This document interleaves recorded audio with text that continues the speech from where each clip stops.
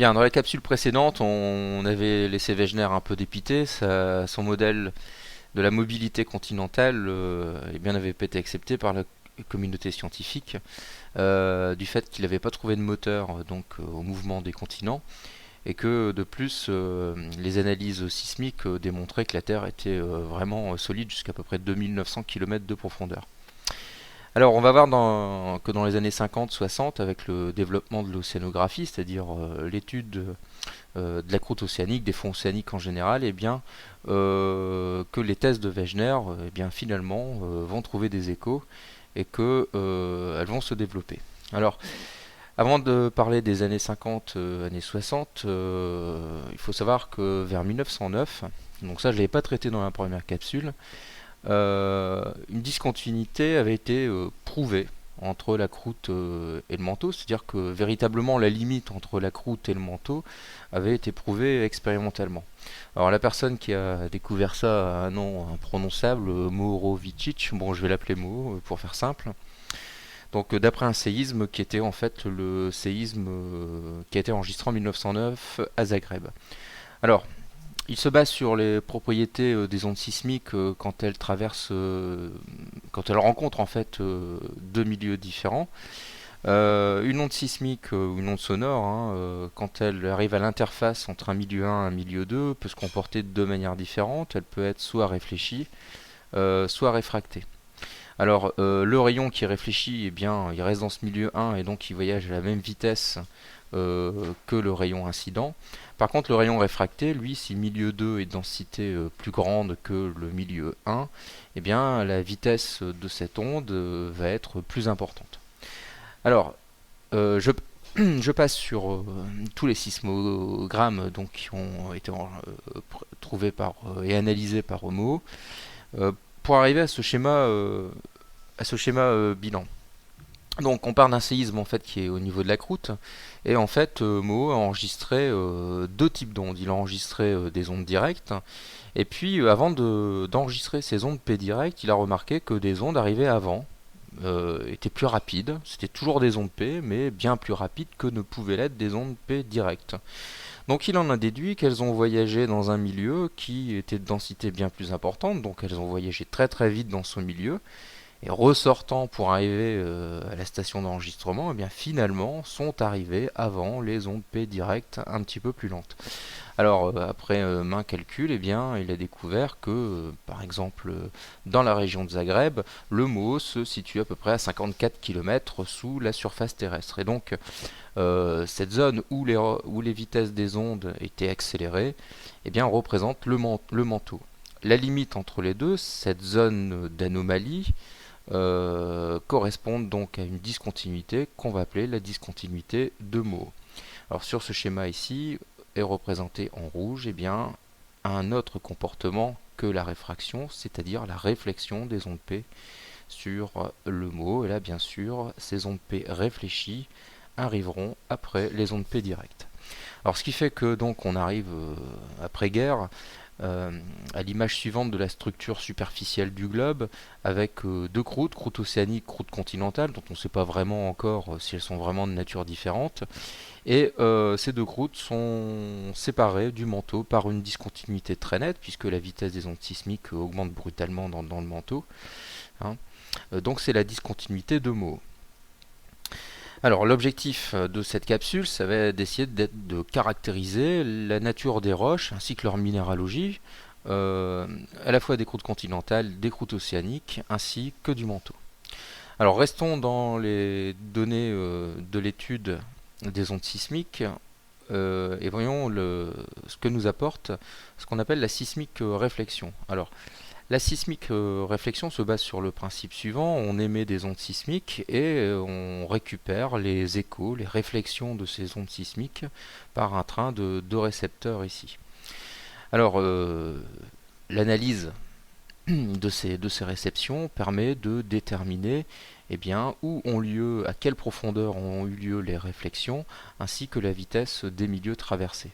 Alors, sur un enregistrement, ça va créer des zones ici, vous le voyez, avec des lignes un peu plus foncées. C'est ce qu'on appelle des réflecteurs. Ils correspondent en fait à des zones où la vitesse des ondes a varié puisqu'elles ont été réfléchies ou réfractées. Alors on va prendre un exemple pour être un peu plus clair au niveau du golfe du Lion, où on suppose qu'ici sur la gauche il y a une croûte continentale et un peu plus au sud ici une croûte océanique. Donc on établit un profil sismique réflexion qui est basé donc sur la vitesse des ondes P, et on part sur le principe suivant que plus l'intensité des roches est importante, plus la vitesse des ondes P est élevée. Alors voici le profil sismique réflexion de cette zone. Donc si on le détaille très rapidement, on constate trois groupes de vitesses. Il y a ici donc des vitesses relativement assez faibles, à 5,8-5,9 km par seconde, qui correspondent en fait à des roches, à des roches sédimentaires. On a un deuxième groupe ici de vitesse donc sismique qui correspond à 6,2 km par seconde, qui correspond donc ici, si on regarde l'équivalence dans ce tableau, à la vitesse qu'auraient les ondes dans le granit. Donc on se situe ici dans la croûte continentale. Ici on a des ondes P qui ont voyagé un petit peu plus rapidement, à 6,7, 6,8 km par seconde, ça correspond à du basalte. Et ici, sous ce réflecteur, on a des ondes P qui ont voyagé bien plus rapidement puisqu'elles sont au-delà de 8 km par seconde, ce qui correspond à une roche qu'on appelle la péridotite. Alors, l'interprétation qui en est faite est la suivante, c'est-à-dire que on a donc ici les sédiments et on a la présence des deux croûtes. Croûte continentale, croûte océanique, avec une limite ici qui est marquée nettement, mais en fait qui n'est pas aussi claire que ça. Et ces deux croûtes, croûte continentale et croûte océanique, surmontent en fait le manteau, où les ondes voyageaient ici à 8 km par seconde, dont on va parler un petit peu plus tard. Alors, si on analyse d'un peu plus près la vitesse des ondes sismiques au niveau de la croûte océanique, eh bien, on constate que la croûte océanique est en fait composée en majorité donc de roches magmatiques volcaniques, que sont les basaltes, et en dessous, on a des roches magmatiques plutoniques qu'on va appeler des gabbros. Et donc les gabbros surmontent en fait les roches du manteau. L'épaisseur de cette croûte océanique varie de 6 à 12 km. En ce qui concerne la croûte continentale, donc elle est composée en général de roches sédimentaires, de roches métamorphiques, de roches magmatiques plutoniques, et en majorité, d'après les vitesses observées, eh bien, on a essentiellement des granites constitutifs de la croûte continentale. Donc on a deux croûtes, croûte océanique et croûte continentale, qui sont, on va dire d'une manière pétrologique, au niveau des roches, complètement différentes. Donc là, ça va plutôt dans le sens d'une validation du modèle de Wegener. Alors à la fin des années 50, nouveauté, grâce aux navires de forage, eh bien, on a pu faire des carottages de la croûte océanique, donc remonter carrément des échantillons. Et puis les bathyscaphes ont permis d'explorer les fonds océaniques et d'observer ces fonds océaniques. Alors, qu'est-ce qu'on observe? Eh bien, effectivement, comme le montre la sismique réflexion, eh bien, des basaltes qui sont en surface, ici des basaltes en coussin ou pileux lava. Donc les basaltes, donc une roche plutôt gris terne, assez foncée, qui est composée d'un certain nombre de cristaux, qui sont par exemple ici les feldspaths, plagioclases ou orthoses, ainsi que des petits cristaux de pyroxène qui sont en fait noyés dans une pâte. Alors la densité est à peu près de 3. Il y a une très très grande, vous voyez ici tout ce qui est noir correspond à du vert, donc ce qui n'est pas cristallisé. Ce qui veut donc dire que cette roche a cristallisé de manière très rapide. On va appeler cette roche une roche microlithique. En dessous des basaltes, eh bien, on trouve les gabbros. Donc ils ont la même composition chimique que les basaltes, donc du coup, eh bien, on va en déduire qu'ils proviennent d'un même magma. Ça va être important dans les capsules suivantes. Alors ces gabbros, donc contrairement au basalte, à l'œil nu, on y observe des minéraux. On va dire que c'est une roche grenue, densité 3, d'accord. Et comme tous les cristaux ont eu le temps de cristalliser, il n'y a pas de pâte, il n'y a pas de verre, et bien la cristallisation a été lente. Et les minéraux sont les mêmes que ceux du basalte. Donc là, ça confirme vraiment ici la structure observée par profil sismique de la croûte océanique. Alors en ce qui concerne donc les roches de la croûte continentale, alors elle est un peu plus épaisse, elle fait de 30 à 70 km. Essentiellement, on trouve la roche qui est la plus représentative, c'est du granit, qui est composé de 3 minéraux, du quartz, du feldspath blanc ici, et des micas noirs. Alors en microscopie, en lumière polarisée analysée, on retrouve ces minéraux qu'on verra plus nettement en TP. Alors la densité est un petit peu plus faible, c'est une cristallisation lente puisque, comme pour le gabbro, tout a eu le temps de cristalliser, et les trois minéraux principaux sont le quartz, le feldspath et la biotite. Alors là, par contre, c'est chimiquement distinct des basaltes et des gabbros, ce qui veut donc dire que l'origine va être différente.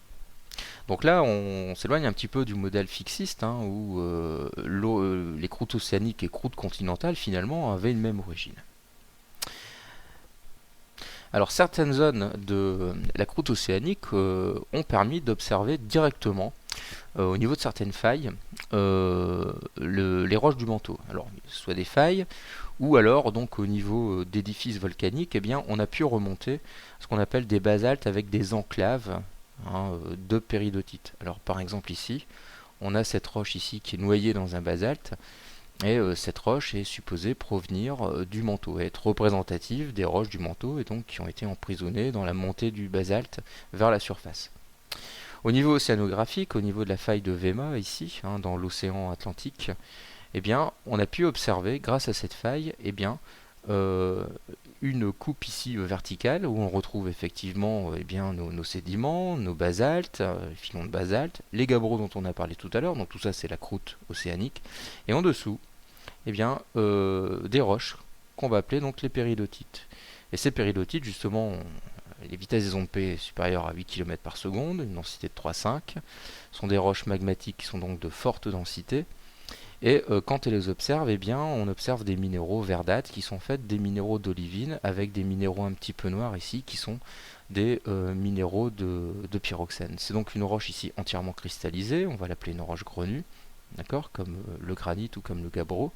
Et en la mince, on repère très très bien donc les olivines ici, par exemple, qui encadrent ici par exemple un minéral de pyroxène. Donc les deux minéraux sont l'olivine et pyroxène, et également donc des amphiboles. On verra tout ça en TP.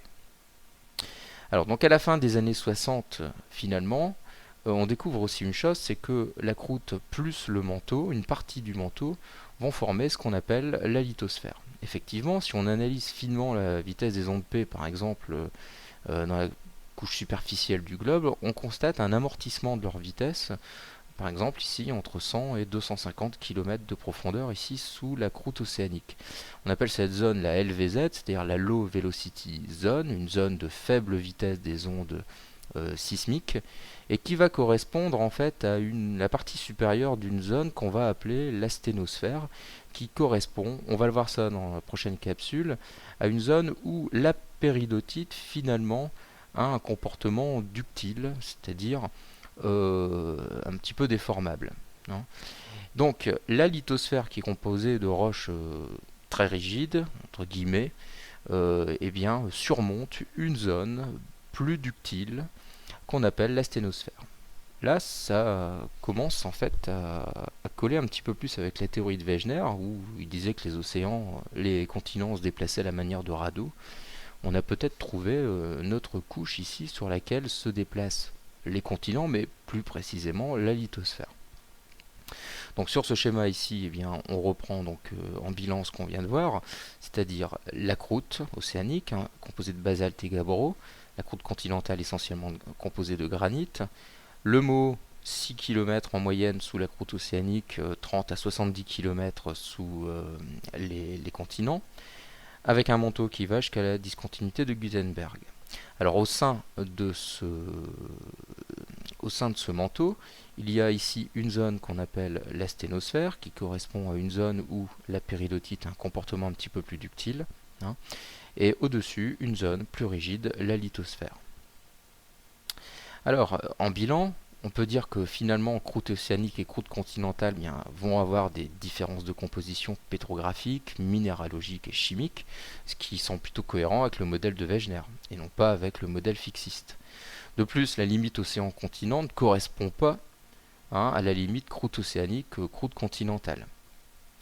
Et au point de vue bilan, donc finalement, les deux croûtes, que ce soit la croûte océanique et la croûte continentale, vont reposer sur un manteau terrestre formé de péridotites, mais formé d'une dont la partie supérieure, pardon, est composée d'une partie plus rigide, enfin plus ductile ici, donc moins rigide, qui correspond à la sténose.